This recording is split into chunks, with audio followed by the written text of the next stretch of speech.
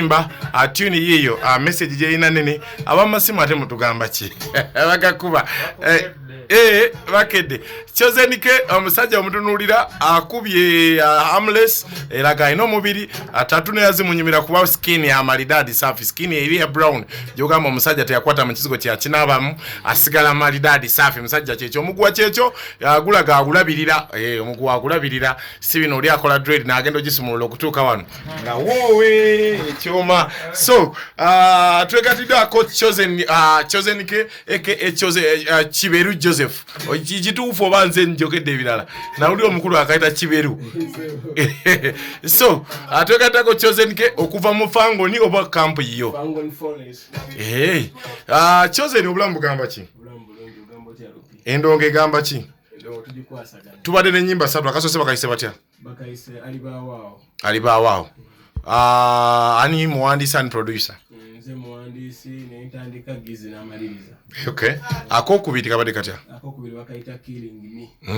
era nze muhandisi ne mba ne kyali wange bamuyita recorder feelings recorder ensambi yo mujukire waffe biseera ebyo twagatanga recorder oyo yalingawo ani producer yali ani natandikira gizi na maliriza then kano ketuze nako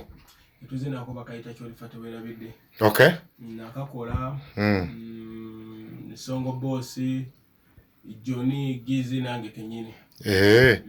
so akuwuliriza Chozenike yani era lwaki yita Chozenike nate yita Kiberu yita Chozenike kubanga like amulonde so Chozen endongo eta bitandika bitye byendongo era wakitandikirawa era ojoti okwatagana ne alien abasinga bakutegedde nga bakulaba ne alien naye atoyinza kuba obaddewo alien twakwataganira mu garage mu garage era nga tukuba mu music fena kandi tumane tugatta ne twekwataganira ddala tufuukira ddala baki ng'akanika banga gwo aliyo kanike egadi yali akanikire gadi nze nali nkanikire mu kitolo kati nga nzigene waggulu ne gamba mugulako spare nga naye akanika nga tira n'okunkubirako ku stick awo mpola ku biki wano ku muganziraza so awo mukwatagana mutandika endongo tukwatagana tutandika endongo awo naye awo yali akubye oluyimba nga lutandise okugira ku TikTok nga lutandise okutambula lwo mbozi y'enkola awo twegattira ddala okusinga nali endongo nga nagikakkanyamu nga ndi nnyo mu production kuba okuyimba kuba okusasula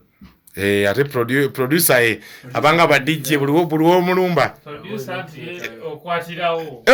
obakirawo newe kaba katono kabakirawa tabanja newe kaba katono kabakirawo kati nasoka nze nenda be kisobola okulikiriza endongo kituufu neera kaina kuba ba production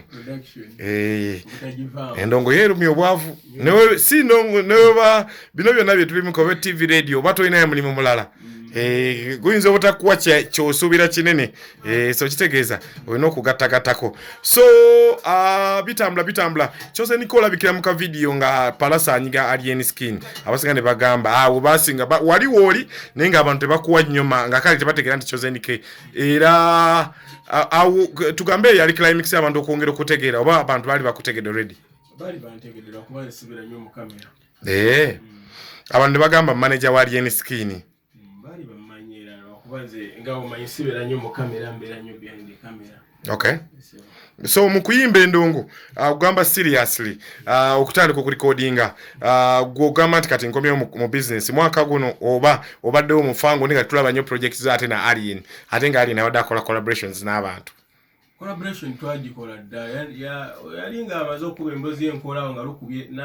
nannemerako nnyo kale na mpolo yimba awo nenga ate nali sinatuka kuyimba naye kuba nali just nkyalina bye nina okugira yina mpolo yimba nanemerako ne tuluyimba baluyita yasamira muli oluyimba olutero oba yasame era luyina vibe nyingi nnyo ku show buli wabagira kituufu oluyimba abantu baluyitaga so omala kuba ogatagata kati kyekibale kikuumye nga tobeera nnyo mu interviews tokola nnyo nyimba performance shows tulaba omusajja wayimba champion gudo yasooka ate nayimba gwe tobeera togatta lwe luno tugenda tufunamu sagala kale lwaki mbadde nga siyimba nti waliwo byosooka okusooka okutereezaamu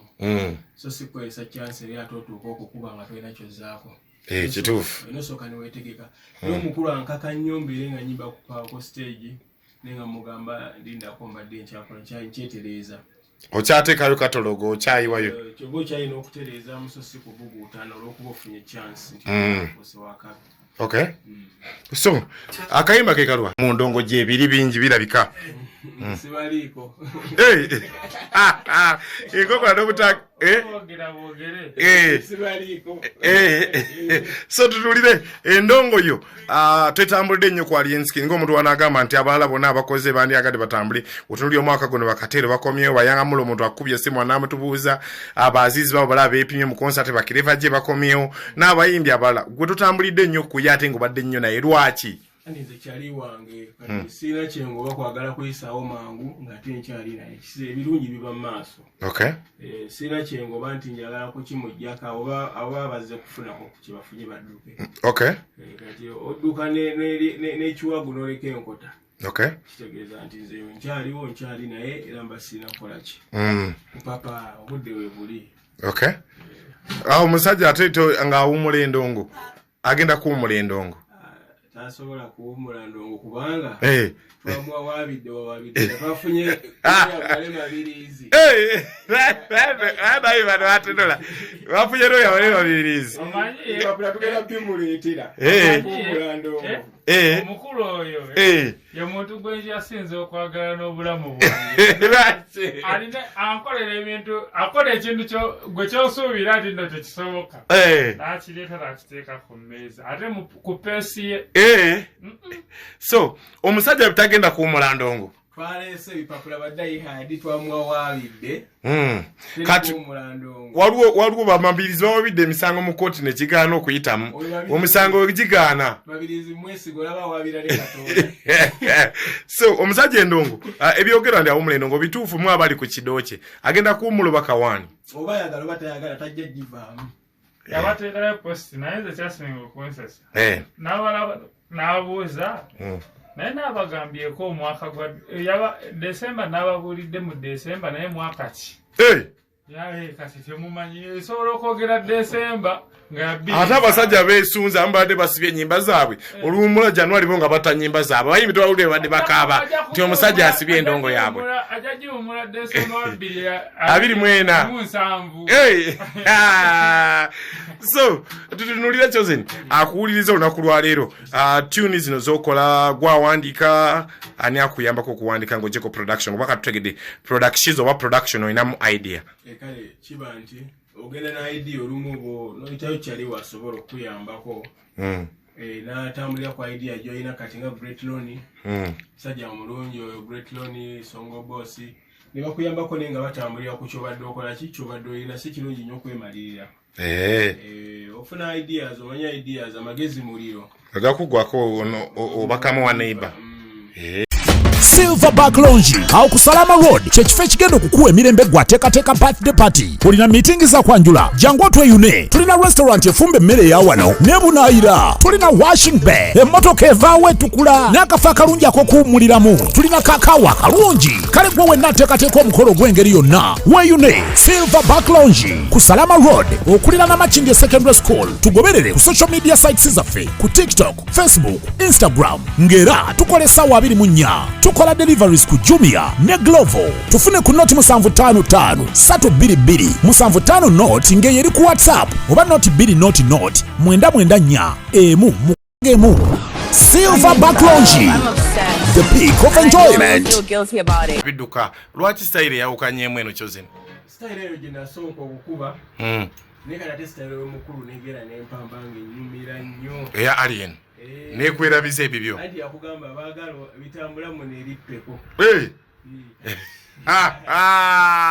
kale kamule esimu nga ttano tubate banayagala tubaleka ennyimba empya Metro gwasoose wangi taata tuli bulungi ogamba otya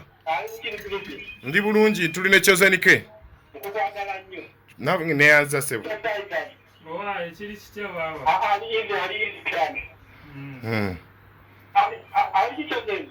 ndikiri ogamba otya endongo eri Natale hiyo ni kwa sababu hiyo. Ndio zangu chabi ile mchana chabi yapi. Ndio ya karimu ana. Nenda na kwa Isebo. ana sisi ndio chabi. Ndio wao chabi. Ana pia achabu. Ndio chano anataka chiga. Kali Nyanzi promoter tukuyanziza nnyo webale kubeerako ku noti 75 achenda kina mwenda 08 kati omupya n'omukadde mwena mukuba eruli nabadde wanje taata webale kusima sebo kusima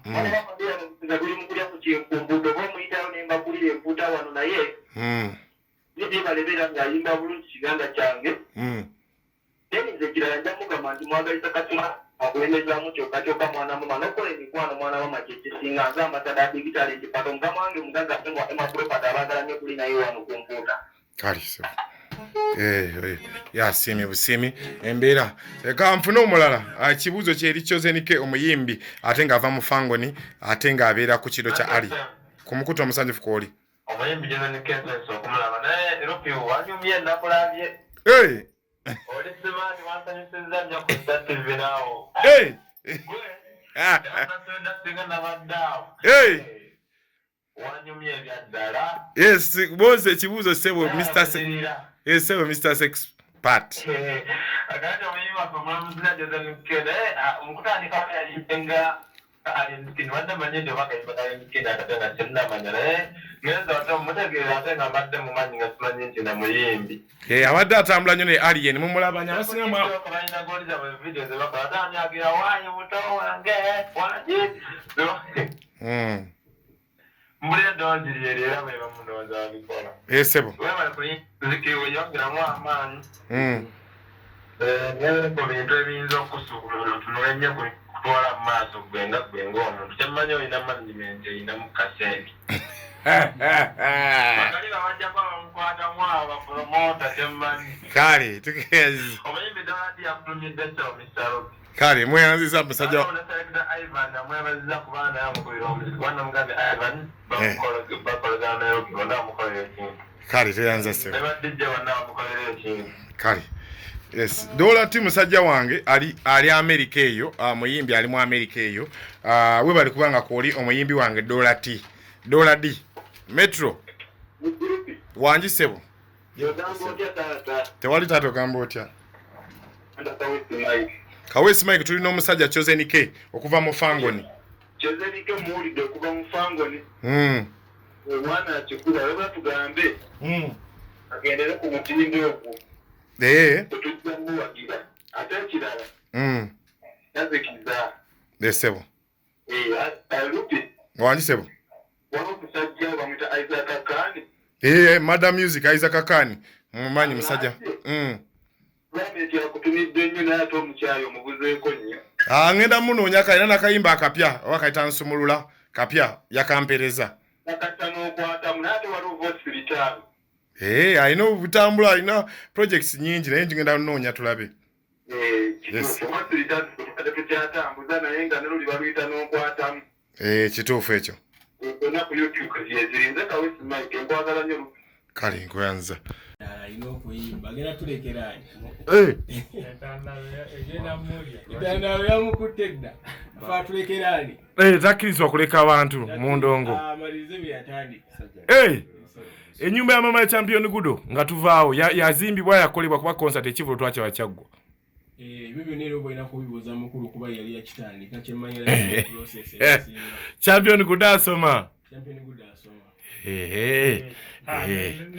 kolabo zazakola n'abantu ezimu nga tezinnafuluma lwaki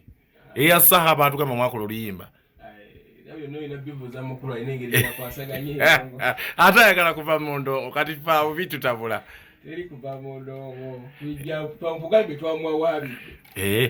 esho z'ebulaya yazivaako ezogenda ebweru weekend eno batugamba badde alina kuba Canada tulina kuba Canada naye visa ze Canada zirwawoko kati zadirayinzeemuko then ne bongerayo ekiseera zigenda kufuluma ndowooza guno omwezi nga gugwako zalina kudda nga 15 So show ye Canada jaziyimba. South Africa yo temwayimba. South Africa tujja bongera bayine obuzibuzibu ba promoter ngabbo. Bakwataga n'omu nabba ssente z'amanyi ebitoweri. Bari. Manyi. Bibeera nnyo wano naye olaba n'egyetwegomba okugenda. Naye gyebiri. So, kyoze ne bakobesa embeerero na Uganda edda oluyimba balu